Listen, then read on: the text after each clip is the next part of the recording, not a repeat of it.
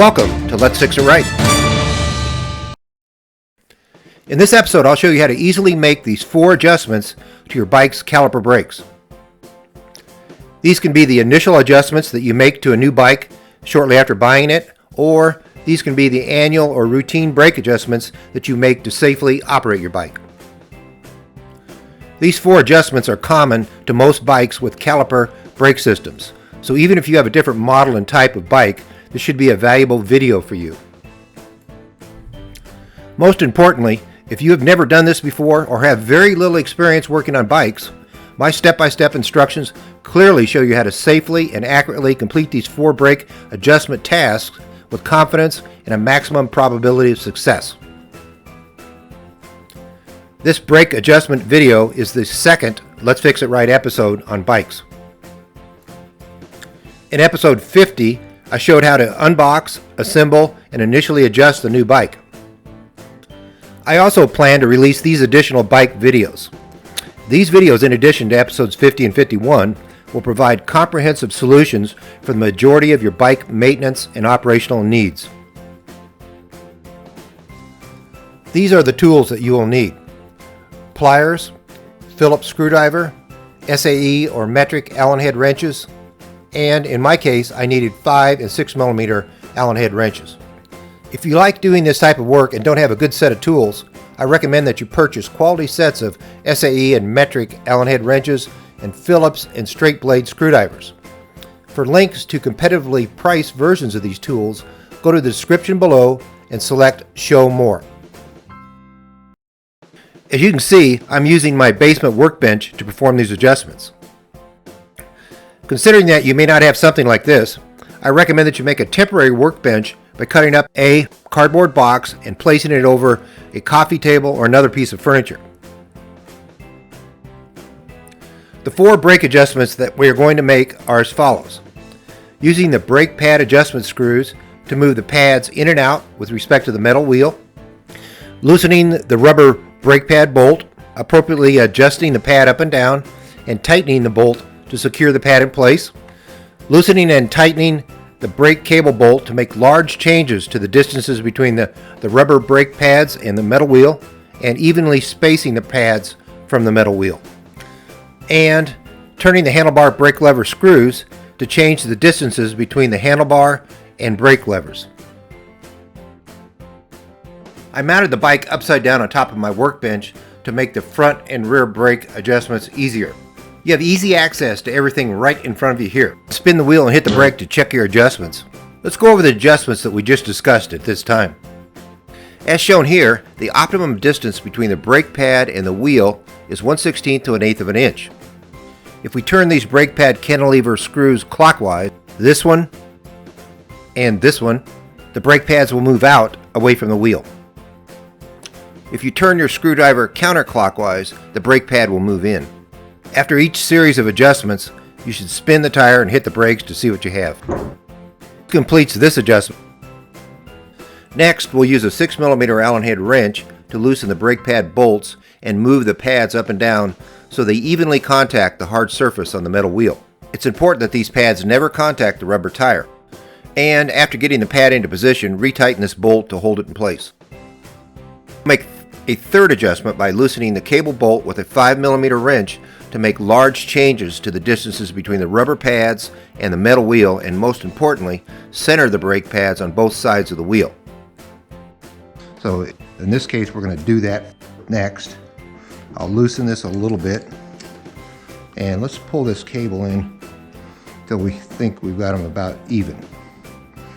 So we have these screws here about even. The pads are sort of in the right place. We may have to readjust those. And let's cinch this down again. So we're cinching the cable down. And as I said before, after each adjustment, I think it's a good idea to spin the tires, see what you have. Okay, so we have good mechanism there. So in this case, this one is farther out. This is pretty close in. So this is farther out. So we'll start our iterative adjustments by turning this screw counterclockwise to bring it in closer to the wheel.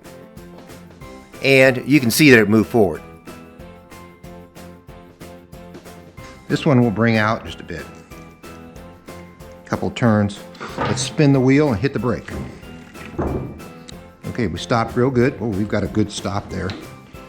And we have clearance on both sides.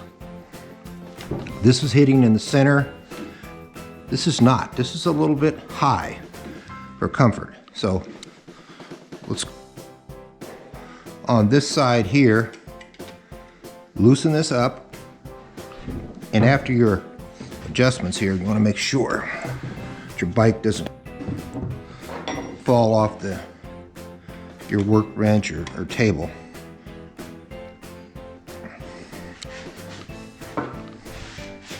And our pad is turning.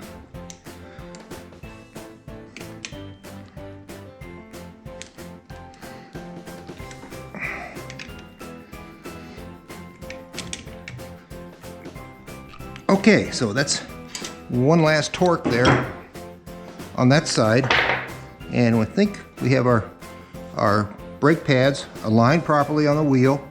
They're about equal distance, and let's spin the tire and see what we have. Spin, hit the brakes, and stops very good. This completes our iterative front brake adjustments. We're good to go.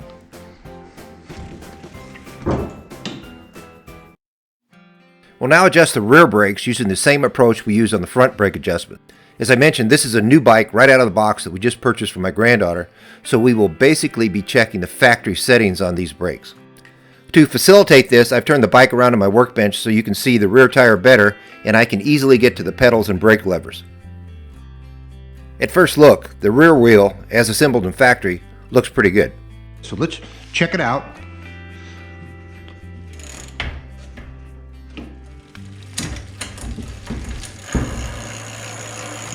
Stops pretty good. Okay. We'll check. First of all, we'll check the brake pads movements up and down. We're good on this side, and we're also good on the opposite side. So whoever adjusted these in the factory did a good job. Next, we'll check for equal adjustments, equal distances between the brake pads, or the two pads.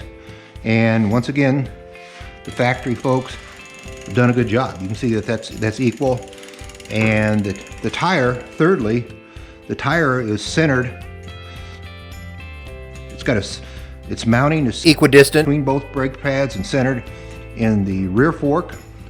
So this cable adjustment here is correct also. So actually, in this case, we didn't need to do an adjustment at all. And as you can see, that rear brake really works well. Okay, so with that said, we basically just had to verify our adjustments that the factory folks implemented when assembling the bike at their location. For the fourth and easiest adjustment, adjust these screws on the handlebar brake levers to change the distance between the handlebar grip and the actual brake levers. This adjustment enables a rider to comfortably squeeze the brakes. Lastly, with these adjustments in place, take your bike out for a ride to ensure that you are comfortable with these new settings and that they are working properly. This concludes this episode on how to make these 4 brake adjustments to your bike. Don't forget to subscribe to my channel and select the YouTube bell so YouTube will notify you of all my new projects immediately after I publish them. At this time, I'm moving on to my next project. You're more than welcome to follow. In addition, if you have a great project that you want to post on my YouTube channel, email me some pictures and a brief description of it. If it qualifies for the Let's Fix It Right standards to help others, I'll interview you over the phone as a guest do-it-yourselfer, produce a high-quality video, and post it on my Let's Fix It Right channel. For the year following this posting, I'll share 50% of the potential YouTube benefits with you. If you have any subject matter requests or recommendations, please contact me. All of this said, I recommend that you subscribe to my channel, follow my projects, and save a bundle of money doing it.